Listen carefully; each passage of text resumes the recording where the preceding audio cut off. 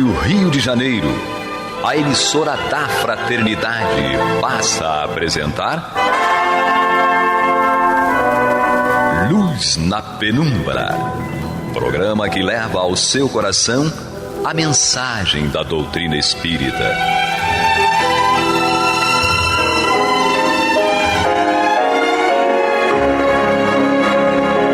E com vocês, João Batista, para o estudo de O Livro dos Espíritos, da obra codificada por Allan Kardec.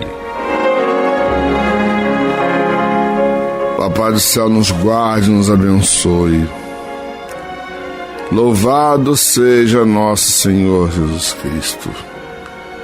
E que possamos fazer do tempo, esta dádiva que nos é dada de maneira igual para todos, um recurso a mais, para que a nossa caminhada seja a cada dia mais firme e consistente na conquista dos valores espirituais que nos levarão à verdadeira felicidade. Hoje estamos com Angélica. Oi, que seja estudo a nossa ferramenta de liberdade de crescimento. E temos também Guilhermina. Que Papai do Céu continue nos abençoando, para que possamos aprender, continuar caminhando na direção. E hoje vai ser um dia que podemos dizer assim, é uma das perguntas talvez mais penosas para o nosso dia a dia, tá? Contida no capítulo 11 do livro 3º, Lei de Justiça, Amor e Caridade, de Livro dos Espíritos. Na tradução de Evandro Leto Bezerra, nós vamos estudar hoje a pergunta 888. Ela tem 888 e 888A, que é uma explanação de São Vicente de Paulo. Vamos abrir com Guilhermina, fazendo a primeira pergunta. Depois vamos ter a réplica da Angélica, conforme for a réplica da Guilhermina. Nossa! Mas é porque o assunto, ele mexe conosco, tá? Porque trata de um dos órgãos mais sensíveis do ser humano, o bolso. Vejamos, a pergunta de Kardec é: que se deve pensar da esmola? Claro, eu acho que o que sensibiliza mais não é tanto o bolso. O bolso é simples. O que mexe é o que está por trás daquele que, entre aspas, doa. É muito mais. Também daquele que pede. Sim. É muito mais do que está por trás do ato de pedir e do ato de dar, o que está discutindo. A resposta é que se deve pensar da esmola. O homem condenado a pedir esmola se degrada moral e fisicamente, embrutece-se. Uma sociedade que se baseie na lei de Deus e na justiça deve prover à vida do fraco sem que ele seja humilhado. Deve assegurar a existência dos que não podem trabalhar sem lhe deixar a vida à mercê do acaso e da boa vontade de alguns. É interessante que a resposta tem alguns pontos sublinhados que acho que vale para a discussão. Primeiro, é absolutamente absurdo você entender que você tem alguém condenado a pedir esmola. Numa humanidade, né? Numa sociedade que, apesar de todas as fragilidades, de todas as situações de conflito,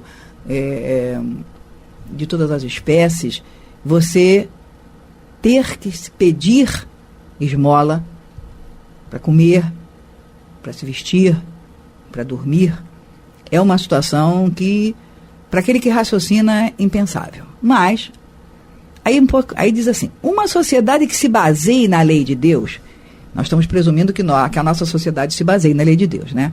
Então, uma sociedade que se baseie na lei de Deus e na justiça deve prover, veja bem, a sociedade que se baseia na lei de Deus deve prover a vida do fraco sem que ele seja humilhado. Então, vamos dar uma paradinha aqui. Ou seja, nós somos uma sociedade que se baseia na lei de Deus, ok. E na justiça, também ok. Então, nós, a sociedade, deveríamos prover a vida do fraco, ou seja, daquele que tem dificuldades sérias, concretas, reais, de prover a própria subsistência, sem que ele tenha que ser humilhado, porque ele não precisa ser humilhado. É dever da sociedade prover isso. A grande questão nesse momento, aí vai para a discussão com a Angélica, primeiro, o que a sociedade acha que é o fraco. Segundo, é o que a sociedade acha que é o prover. Não, e o que a sociedade acha que é compromisso dela para com o seu povo, né? Porque eu acho que antecipadamente, se ele acha, a sociedade acha que é compromisso dela, ou que você que lute, dá seu jeito. Isso daí é que está esquecido. Com certeza. Então, começa do princípio básico que, se a sociedade se baseia na lei de Deus, pressupomos que vivemos numa sociedade que, na lei de Deus, seja que Deus for, que se professe. Não estou nem entrando na questão do cristão, estou falando em qualquer Deus que se proponha, que se professe. Uma sociedade que se baseia na lei de Deus e na justiça, essa sociedade é prover a vida do fraco. O que se deduz do fraco? O fraco é aquele que não tem condições reais de prover a própria subsistência. E aí mais, deve assegurar a existência dos que não podem trabalhar, sem lhes deixar a vida à mercê do acaso e da boa vontade de alguns. Ou seja, cabe à sociedade como um todo, e a sociedade a cada um de nós. Não é dizer, são os outros. Não, a sociedade somos nós, individualmente, que fazemos a sociedade. É a questão do feixe. O feixe não quebra porque está todo mundo junto. Se você está sozinho, você quebra. Então, se estamos todos juntos para prover a nossa própria subsistência, em termos gerais, a gente tem que assegurar a existência dos que não podem. Porque se hoje eu posso trabalhar, tenho saúde suficiente, tenho condição mental suficiente, tenho condição de conhecimento e posso trabalhar, ok.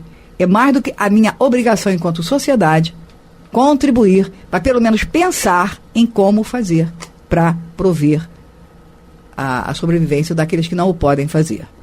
Para não deixá-la, como diz aqui, sem deixar a vida deles à mercê do acaso. Ou seja, hoje alguém dá, amanhã não dá, hoje alguém provê, amanhã não vê. A sociedade como um todo. Aí vem a 88A. Não. Você quer falar alguma coisa sobre isso? Vamos lá. Não, é que a questão a transferência de responsabilidades, isso, né? Exatamente. Todos nós que temos a capacidade elaborativa e que contribuímos com os nossos impostos, os impostos, eles têm o objetivo justamente para gerenciar as necessidades alheias.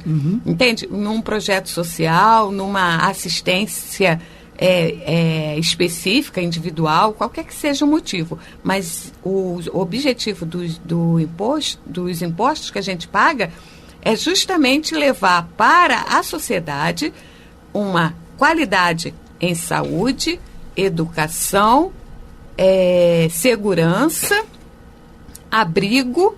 E o que nós vemos? O exercício do egoísmo, da autoridade, da soberba e do fim individual, ou seja, cada um tentando tirar proveito de situações que poderiam ser resolvidas. Eu poderia dar um pitaco? Claro, Opa, claro. Sempre bem-vindo. É para dar. Vejamos. Quando foi que a humanidade deu esse provimento referido aqui na resposta? Em que épocas isso aconteceu? Nós podemos considerar o período das guerras médicas da Grécia com a Pérsia, mais ou menos por volta do ano 500 a.C.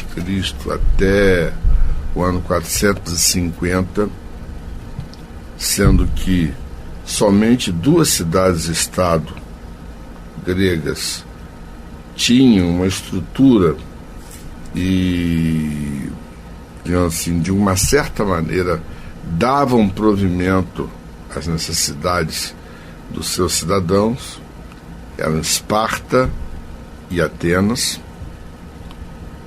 Depois, o Império Romano, particularmente na sede do Império Romano, foi a época do chamado Panis et Circenses, ou seja, pão e circo. O Império Romano recolhia tributos de todas as províncias e tinha trigo para distribuir para a população de Roma, considerado Roma, no caso, toda a Península Italiana, tá? E o resto do Império era contribuinte sem ter retorno, a não ser a chamada Pax Romana e as obras que eram feitas pelo governo romano de aquedutos, infraestrutura, né? Infraestrutura, somente isso. Depois nós tivemos o período de mais de 1000 anos da Idade Média, que foi uma total decadência, inclusive, de padrão da cidadania, que pode-se dizer que só mudou a partir do início da Revolução Industrial no final do século XVIII. Nem a Revolução Comercial, a partir de 1453, deu uma melhora da qualidade de vida do cidadão ou transmitiu ao cidadão uma noção de valores, que existe uma questão aqui nessa pergunta que merece uma reflexão. Quando o homem é condenado a pedir esmola, ele se degrada moral e fisicamente, ele embrutece-se. Isso daí é o seguinte: o embrutecimento do indivíduo que é levado a pedir esmola é um indivíduo levado à marginalidade pela necessidade. No Evangelho segundo o Espiritismo existe um texto de Lacordaire que fala a respeito disso de uma maneira muito profunda. Mas é bom para a gente parar e refletir. A responsabilidade é da sociedade, dos governos? Eu diria que a responsabilidade é de todos. É de todos. Todos. Quando a coisa nos vem às mãos, nós temos que agir. Não podemos deixar que a coisa fique somente de acordo com a vontade de A, de B, de C, de D. E isso seria a transferência de responsabilidade. Exatamente. Porque também é confortável, né? É, claro. A gente diz, não, é o governo. Não, é o outro. Só que o governo somos nós. Exatamente. Então, vamos colocar a nossa vinheta agora e depois vou formular a segunda pergunta, que é mais extensa a resposta para a Angélica. Essa a gente vai discutir. Tá bom? Vamos ter que correr, viu? O tempo está exíguo. Você está ouvindo pela Rádio Rio de Janeiro o programa Luz na Penumbra, com estudo de O Livro dos Espíritos, na apresentação de João Batista. Então, a Guilhermina está reclamando comigo, só que a Guilhermina, boca de conflito, ela tinha que pegar a pergunta mais polêmica logo de cara. Mas eu me comportei. Quase. Tá bom. Bom, então, gente, pergunta 888A. Então, reprovais a esmola? A pergunta de Kardec. E o que responde São Vicente de Paulo? Bom, aqui ele faz uma análise, né, pontual de todos tudo que está envolvendo essa questão de esmola. E a resposta, ele começa assim: não é a esmola que é reprovável, mas a maneira pela qual habitualmente é dada. O homem de bem, que compreende a caridade segundo Jesus, vai ao encontro do infeliz, sem esperar que este lhe estenda a mão. E aqui, nós temos duas formas de responder, ou direto, fazendo uma leitura direta e depois discutindo, ou dando uma salientada, né, no ensinamento. Pode ser assim? Salientando? Da primeira maneira. Então faz toda a leitura. Não vai dar tempo. Não. Tópico a tópico. Salientando, que eu acho que fica melhor o entendimento, senão se esquece. Bom, não é a esmola, então a forma. E aqui eu ressalto, há pessoas que se veem com, obrigadas, né, ou assim, induzidas a ajudar, mas quando são feitos dessa maneira, não de uma forma espontânea, né, os sentimentos predominantes são a arrogância, a indiferença, a forma de humilhar, né, de sobrejulgar o outro, e uma forma desdenhosa, uma forma que, como na questão anterior, né, degrada, né, a imagem da pessoa, e aí a pessoa começa a se sentir muito humilhada. Em contrapartida, ele fala, aquele que vai em nome de Jesus, ou seja, vai em nome do amor, vai pela sensibilidade que tem com a dor do outro, com a necessidade do outro. Ele vai porque, cara, poderia ser eu nessa situação. Então, eles assumem esse papel, e aí sim, o óbolo, né, ou seja, a oferta, ela é mais valiosa. Seguindo, ele diz, a verdadeira caridade é sempre boa e benevolente, mas, no entanto, mas está tanto na maneira por que é dada, quanto no ato em si. Um serviço prestado com delicadeza tem duplo valor. Se for com arrogância, e a necessidade pode obrigar a quem o recebe a aceitá-lo, mas o seu coração pouco se comoverá. E aqui a gente já vê associado à doação uma semente de reforma. Ou seja, se você dá com amor e com carinho, com compaixão, a pessoa se sente valorizada e estimulada na modificação. E se você vai com arrogância, ela se embrutece, ela se fecha mais ainda, e ainda acaba desenvolvendo sentimentos extremamente destrutivos, né? Eu queria só fazer uma complementação em cima do primeiro parágrafo e do segundo, quando ele fala que quem realmente compreende a caridade segundo Jesus vai do encontro ao infeliz. Ou seja, você não precisa esperar que você sabe que o outro precisa, você conhece, você passa por ali todos os dias, você tem conhecimento através de uma série de informações, então você sabe que o outro está precisando.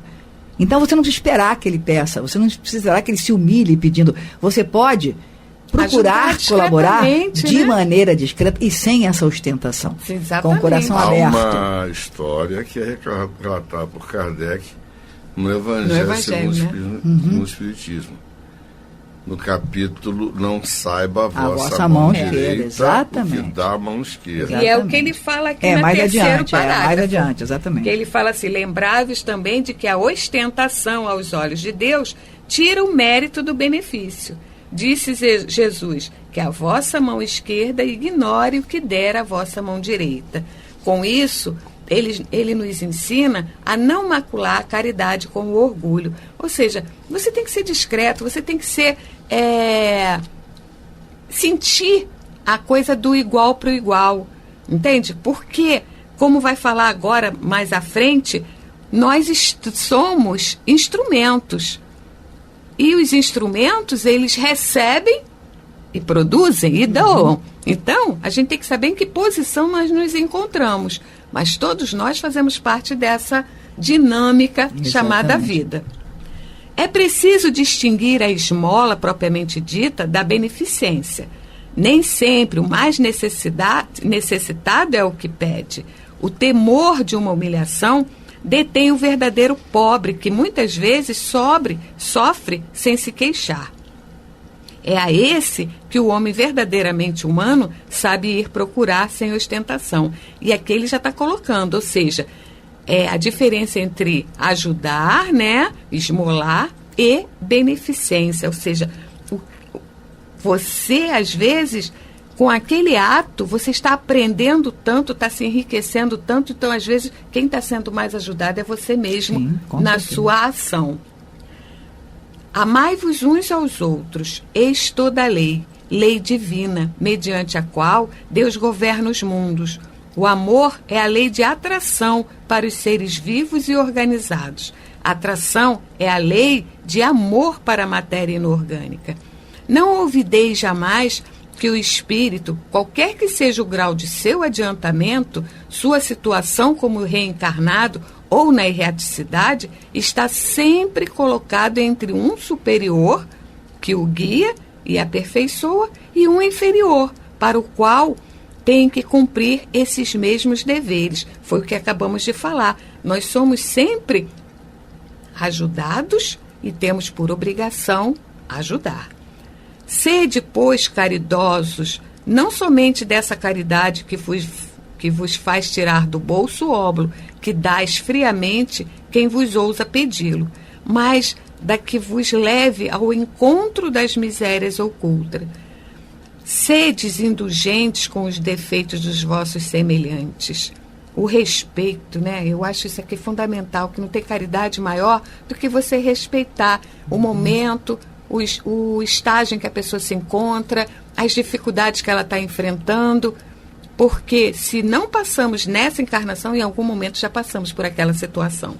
Ou passaremos de acordo com as nossos atos. E isso é o que a gente tem que ter mais consciência. A gente está plantando e a colheita é obrigatória.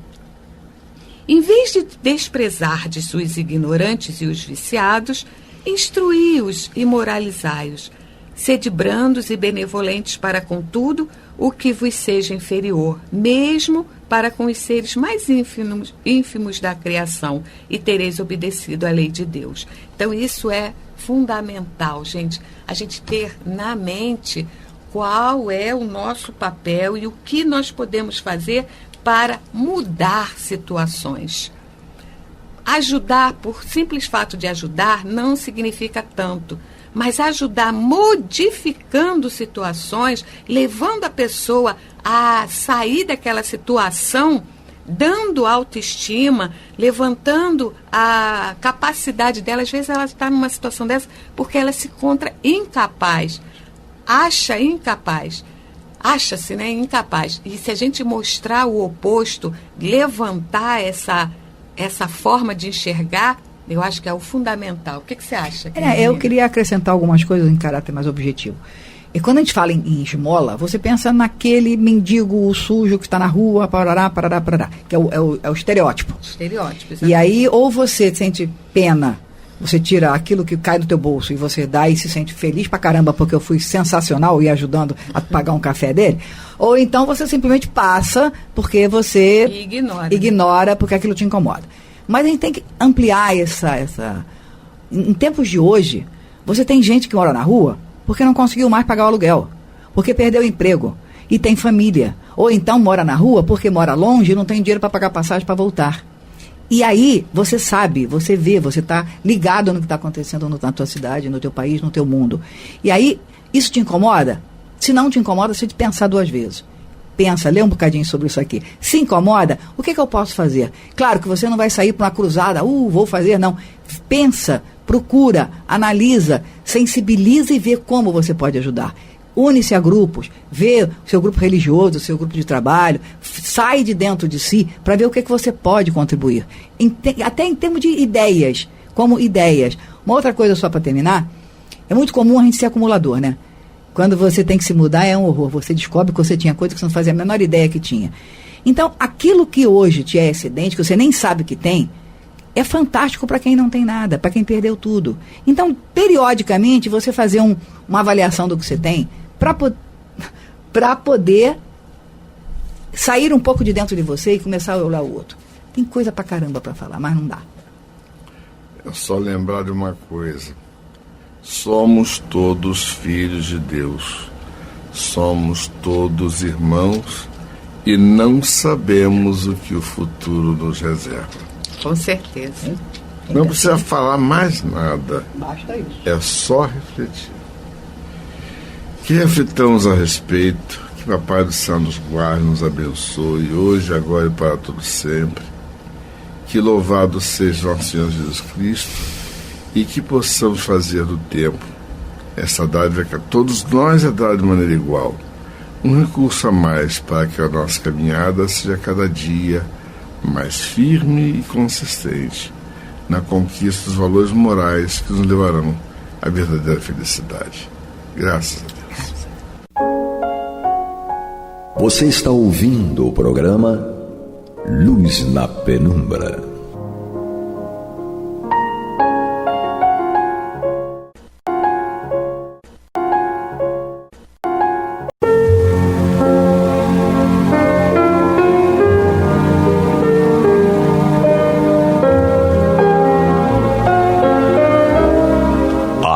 Rio de Janeiro está levando ao seu lar e ao seu coração a mensagem consoladora da doutrina espírita, através do programa Luz na Penumbra.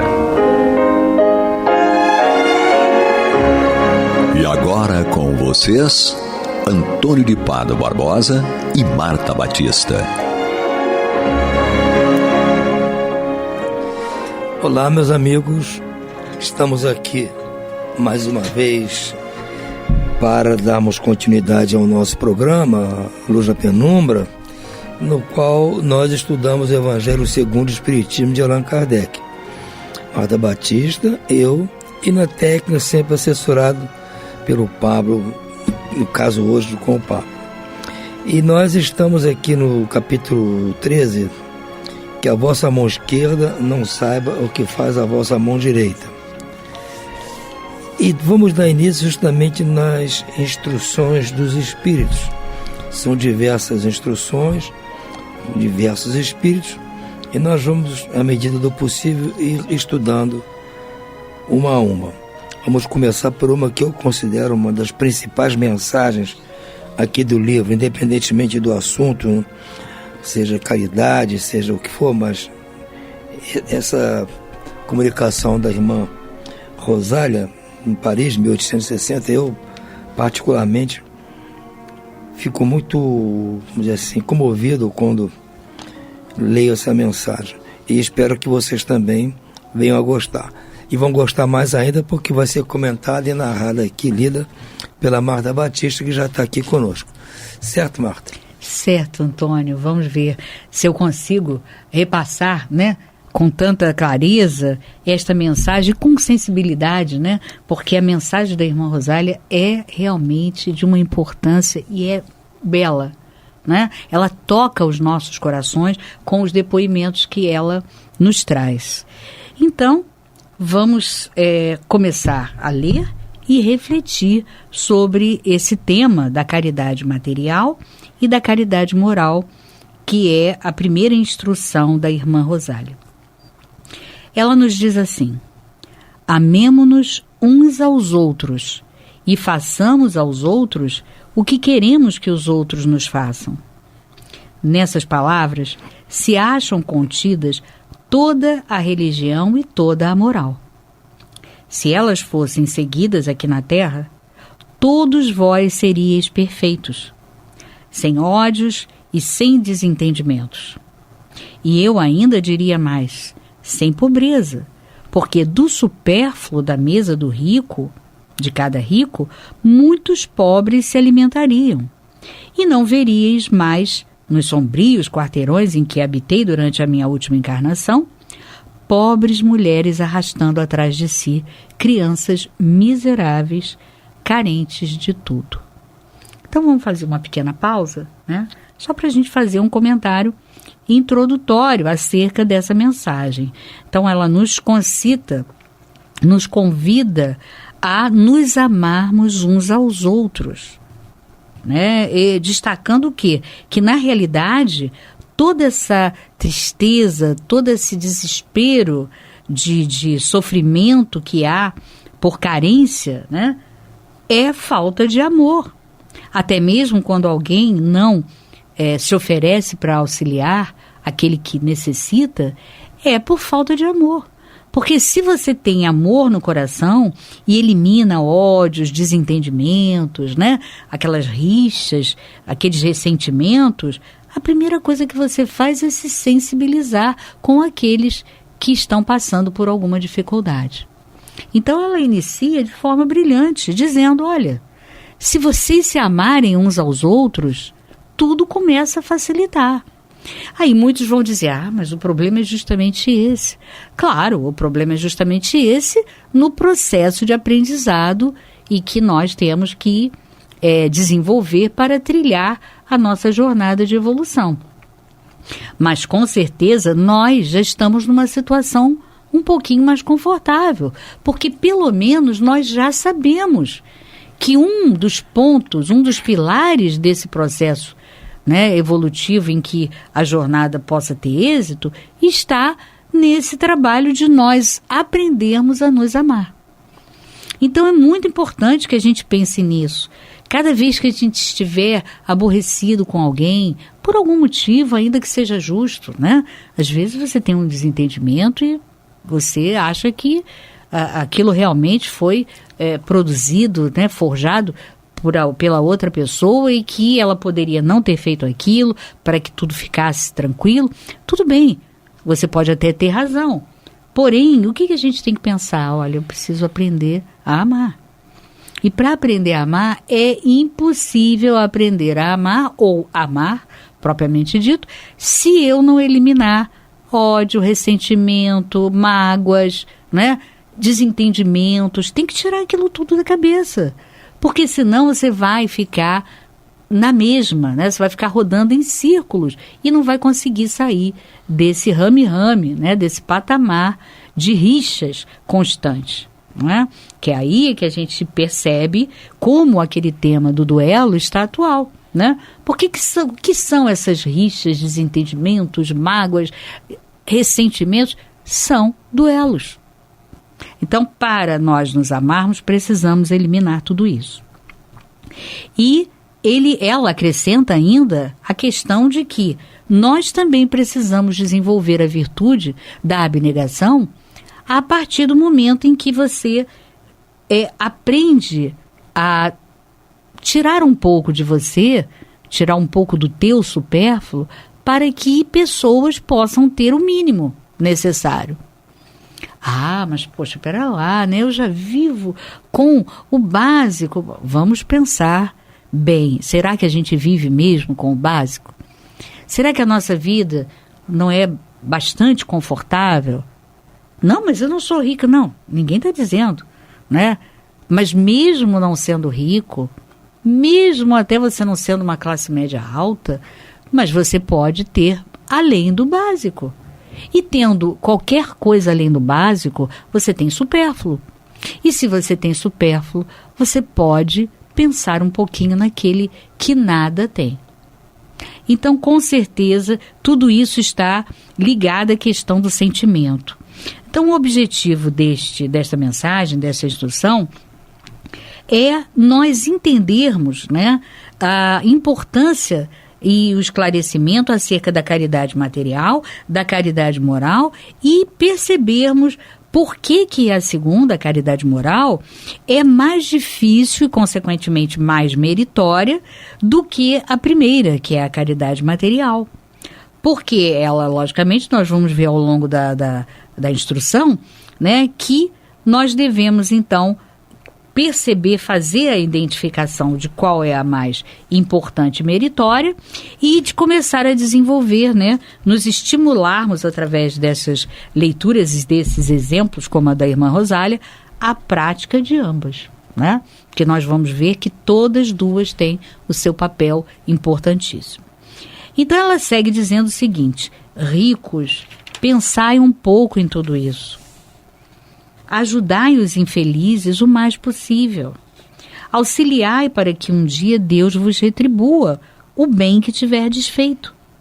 Para que encontreis, ao deixardes o vosso invólucro terrestre, um cortejo de espíritos agradecidos que vos receberão a entrada de um mundo mais feliz. Então ela faz aquela primeira reflexão, né? Aquela reflexão para aqueles que são abastados, né? E ela fala dos ricos, mas eu acredito que a gente possa aprofundar ainda um pouquinho mais a nossa reflexão, falando não só dos ricos, mas também daqueles que têm o básico. Aqueles que têm o básico podem tranquilamente, como nós acabamos de falar, começar a refletir sobre a possibilidade de dar um pouquinho desse básico para aqueles que nada têm. E ela então fala para aqueles que têm confirmadamente de sobra, né? Ajudai os infelizes. E muitos vão dizer assim, mas o que eu tenho a ver com essas pessoas, né? Deus é que as colocou dessa forma no mundo. E eu não sou parente delas, eu não tenho nada com isso. Mas aí nós começamos a pensar, como ela diz aqui, né? Faça esse bem, tendo em vista que quando você voltar ao mundo espiritual, com certeza, essas pessoas a quem você fez o bem, e nós temos diversos relatos de espíritos nos contando sobre isso, né? De que encontraram no mundo espiritual inúmeras pessoas agradecidas pelo bem que aquela pessoa tinha feito em vida. Então isso não é bom, você encontrar amigos, você criar amigos pelo bem que você fez e essas pessoas se sentirem gratas a você, não que você queira a gratidão expressa, a retribuição, mas você fica feliz de saber que alguém se sente grato em relação a uma coisa que você fez de bom. Ora, isso é bom para nós. Você entra no mundo espiritual de uma forma melhor, de uma forma mais equilibrada.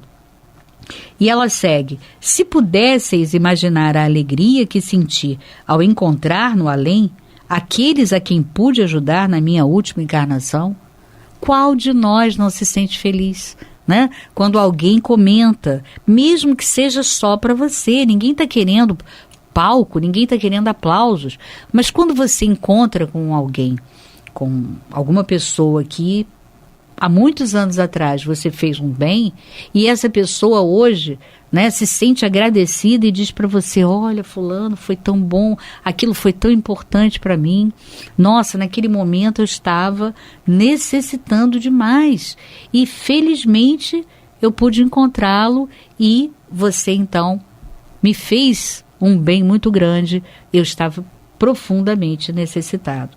Ora, isso dá uma alegria muito grande a gente, né? Mesmo até que a pessoa não fale nada, mas só de você saber que alguém ficou bem porque você ajudou, já faz você se sentir melhor. E ela segue, amai, pois, o vosso próximo.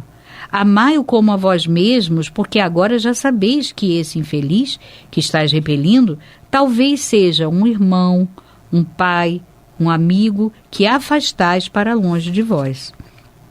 Então é interessante, né? Como a prática do amor é bela e como ela produz lindos frutos. E o Espiritismo nos oferece essas informações que outros segmentos não podem oferecer. E ele te diz, olha, faça o bem, porque é bom fazer o bem, você se sente bem, você se sente confortável, equilibrado emocionalmente. Mas também porque quem sabe essa pessoa que hoje você diz que não tem compromisso com ela, porque você nem a conhece, quem sabe aquele espírito não foi numa outra existência, teu pai, teu irmão, teu filho, né? Ou até mesmo um amigo muito querido. Então, pensando nisso, essas informações, né, que ficam por trás dos panos que a doutrina nos oferece, elas nos dão mais ainda subsídios para que você continue cada vez mais fazendo o bem e fazendo tudo que você puder por aqueles que necessitam. Então, imagina você chegar no mundo espiritual e descobrir que aquela pessoa que ficava na rua, que todos os dias, quando você ia para o trabalho, você passava por ela, e aquela pessoa necessitada ali, pedindo esmolas, né? E você passava batido, não fazia. Ao passo que quando você passava sabendo e vendo e prestando atenção na necessidade daquela pessoa, com certeza, ao chegar no mundo espiritual e descobrir que aquela pessoa que era tão estranha a você, não tinha nenhum vínculo, né, familiar, você descobre que ela tinha sido em 2, 3 existências atrás, ela tinha sido um amigo, um grande amigo, ou o teu pai, ou a tua mãe, ou até mesmo o teu filho. Nossa, você vai dizer, meu Deus, graças a Deus eu ouvi meu coração. Ouvi o meu coração e fiz o que eu devia fazer, né? E agora eu sei que eu pude ajudar essa pessoa que era muito mais querida no meu coração do que eu podia supor. E ela segue. Afastai, um amigo que afastais para longe de vós. E então, ao reconhecê-lo no mundo dos espíritos, que imenso será o vosso desespero, né? Ela fala aqui no sentido contrário, né? De quando você não ouviu a tua voz interior, não ouviu a voz do teu coração e não fez o bem que deveria fazer. E olha, quantas vezes a gente para pensar, né?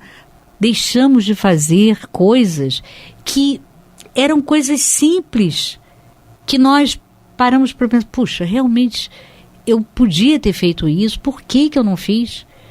Ainda bem que quando você reformula e se arrepende do bem que não fez e pede a Deus uma oportunidade renovada, muitas vezes isso acontece. Se não é com aquela mesma pessoa, é com outra pessoa. E você tem a oportunidade não só de fazer o bem, como desfazer aquele mal com a ausência do bem que você não praticou. Então, temos que estar sempre sintonizados com todas essas possibilidades para não perdermos a oportunidade.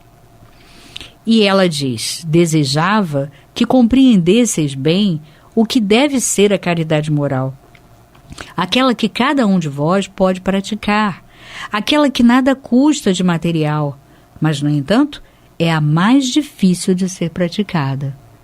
Quer dizer, olha como Deus nos oferece oportunidade. Nem todos são ricos. Ela primeiro falou aos ricos, né? Agora ela fala àqueles que não são providos, né, de condições materiais, né, confortáveis. Olha, Deus dá essa oportunidade de você fazer o bem também, porque você pode fazer a caridade moral. A caridade moral não depende de dinheiro, não depende de condição social. Qualquer um tem condições de fazer a caridade moral, que acima de tudo é você ter paciência e tolerância para com aqueles que convivem com você. É a caridade moral mais próxima de você, é fazer o bem e ter a tolerância e a paciência com os seus parentes, aqueles que convivem com você no teu dia a dia, né? Como eles dizem, né, existe uma mensagem, não estou lembrada exatamente, Antônio até no outro dia citou essa mensagem, em que consiste, né, na caridade maior, é você aturar, não é? Aqueles que você convive. Então, essa é uma caridade que você pode fazer. Basta que você desenvolva esse sentimento, essa sensibilidade, esse amor, esquecendo todas as discórdias, ressentimentos, né? Conforme ela começa a falar, começa ela a propor a mensagem. Então, ela diz, todos têm condição de fazê-la, a caridade moral. Porém, é a mais difícil de ser praticada. Por quê? Se ela está disponível para todos, por que nós não usufruímos? Nós dizemos assim, eu queria tanto ter tanto recurso, eu queria ter muito recurso para poder fazer o bem, oferecer ao fulano isso, criar um orfanato, um asilo e vai por aí afora. Mas, na verdade, nós temos as nossas mãos, próximo de nós, toda a oportunidade de fazer a caridade moral. E você não precisa de 1 centavo. Nem precisa ficar rico para você fazer essa caridade. Mas você precisa, sim, se despojar daquele homem velho, né? Das tuas contrariedades. Ela diz, a caridade moral consiste em se suportar uns aos outros, e é o que menos fazeis neste mundo inferior em que estáis encarnados neste momento. Quer dizer, é a própria mensagem da irmã Rosália que nos fala isso, que essa é a maior caridade, né? consiste em nos suportarmos uns aos outros. Existe um grande mérito, acreditai no que digo, em alguém saber calar para deixar que fale outro mais tolo. Pois essa atitude também é uma forma de caridade. Saber ser surdo quando uma palavra de ironia vos é dirigida por quem está habituado a ridicularizar. Não ver o sorriso de menosprezo que vos acolhe quando entrais na casa de pessoas que frequentemente, sem razão, julgam-se acima de vós. Enquanto que na vida espiritual, a única real, algumas vezes estão bem abaixo. Eis aí um mérito não de humildade, mas de caridade, porque não considerar os erros dos outros é caridade moral. Olha, realmente, para nós ainda é profundamente difícil, porque nós falamos em humildade, né? Mas ele diz, não é nem uma questão de humildade, é uma questão de caridade. Quer dizer, nem a caridade nós sabemos fazer corretamente, né? Como o Antônio sempre fala, para fazer caridade tem que ser inteligente. Ou seja, você tem que usar a inteligência para que a tua caridade seja, realmente atinja, né, todos os objetivos que você desejaria que alcançasse. E ela diz, revi um dos pobres da terra, a quem pude, por felicidade, ajudar algumas vezes, e a quem, por minha vez, tenho agora de implorar. Olha que situação. Felizmente, ela ajudou, né? E essa pessoa, esse espírito, está muito acima dela. Inclusive, ela tem até que implorar a esse espírito ajuda. E, felizmente, ela, quando teve a oportunidade de auxiliar esse espírito aqui encarnado na Terra, reencarnado na Terra, ela não perdeu a oportunidade. Ela ajudou, né, e fez a felicidade, né, diminuiu a tristeza de uma prova tão difícil, ela conseguiu diminuir. E ela então fecha dizendo, lembrai-vos de que Jesus disse que somos irmãos e pensai sempre nessas palavras antes de repelir o leproso ou o mendigo. Adeus. Pensai nos que sofrem e orai, irmã Rosália. E eu ainda acrescento essa relação, além de você se lembrar dessa pessoa como podendo ter sido um ente muito querido teu em outra existência, lembra também que ter, né, esse sentimento de repulsa por alguém que está socialmente inferior, é grave mesmo. E nós vimos aquela história da outra vez, né? Da mãe que teve filhos todos deformados, justamente por ter esse sentimento de repulsa pelos outros, não é mesmo, Antônio? Eu acho muito importante aqui, nessa mensagem, é a conclusão que a gente pode chegar. Por quê? Primeiro, a distinção entre caridade moral e material. A material, ela está ao alcance das pessoas. Você não tem dificuldade em fazer. Porque é só se desprender de algum dinheiro, algum recurso, você executa. A outra, você não percebe o que precisa ser feito, muitas vezes. Às vezes, a caridade moral é uma coisa que você não consegue perceber a necessidade da pessoa daquilo. O recurso financeiro, o objeto, é mais fácil você perceber que a pessoa está precisando. Então, não estou nem discutindo o caso das pessoas que não querem fazer caridade. Eu falo de aqueles que pretendem ser caridosos. Então, ela tem a tendência a ajudar e, vendo a necessidade material, ela ajuda, porque está na cara qual é a necessidade. Mas a necessidade moral é diferente. Muitas vezes você não percebe. Então, o que ela diz? Às vezes a gente teria condições de fazer e não faz, porque não suporta, não atura o outro, a situação do outro. E a gente tem que perceber que isso é a caridade. Na hora que se sentir já ficando nervoso por causa do outro, pensa, é a hora de eu tentar praticar a caridade moral. Ele não está precisando de dinheiro nem nada. Se fosse dinheiro eu sabia, mas não, ele está precisando de atenção, está precisando de compreensão. É um chato, é isso, é aquilo, tudo mais. É um cri-cri. Mas ele precisa justamente ser aturado nesse ponto. E aí que é a caridade. Não cabe a mim da lição de moral, nada disso. Cabe aceitar e aturar e contornando as coisas. Como eu digo, tem que ser inteligente às vezes para poder entender isso e tocar a vida. Agora, há na caridade moral coisas mais simples ainda. Eu digo sempre, a principal caridade é a mais simples, aquela que você pode fazer todo dia. Cumprimentar as pessoas, abrir a porta para a pessoa mais carente, mais idosa, se deu lugar, não é perguntar se precisa de alguma coisa. Se você está saindo para ir às compras, perguntar fulano se precisa de alguma coisa. Isso é caridade moral. Então a gente tem que estar mais antenado para perceber e não perder as oportunidades, que se vão somando coisas, pontinhos e pontinhos a favor de você. E quando chega na espiritualidade, às vezes aquela pessoa simples que você passava por ela todo dia e dava bom dia, é como ela falou, que pode ser um espírito superior a você, que está numa prova, numa expiação ali, e mais tarde você vai ficar deslumbrado de ver quem era aquele pedinte, aquele cara que ficava ali perto do seu prédio, e que você gentilmente cumprimentava. Você não sabe? Então, é bom não se perder a oportunidade de fazer a caridade moral. Não deixar de fazer a outra, como ela disse, mas fazer a caridade moral. Se der a esmola, dê junto com a esmola um bom dia. É assim, é que a gente vai amar. É verdade. Mas o nosso tempo já passou, foram muito caridosos conosco aqui, deixando que a gente falasse mais, mas não vamos abusar. Ficamos por aqui hoje. Muito boa noite a todos e muita paz. Muita paz a todos.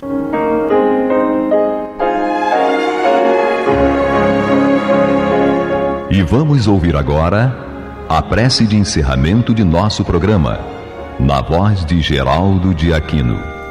Jesus, dá-nos coragem para a luta, piedade para os insultos e misericórdia para as injustiças e ingratidões. Limpa nossa alma de inveja e ambições mesquinhas, de ódio e de vingança o nosso caminho. E que dentro em pouco, ao recolher-nos de novo ao calor do nosso leito, para que o sono nos dê a paz e o esquecimento das tristezas humanas, possamos sentir, Senhor, no mais íntimo de nosso ser, a doçura indefinível do Teu amor e a grandeza incomparável da Tua divina presença. Que assim seja.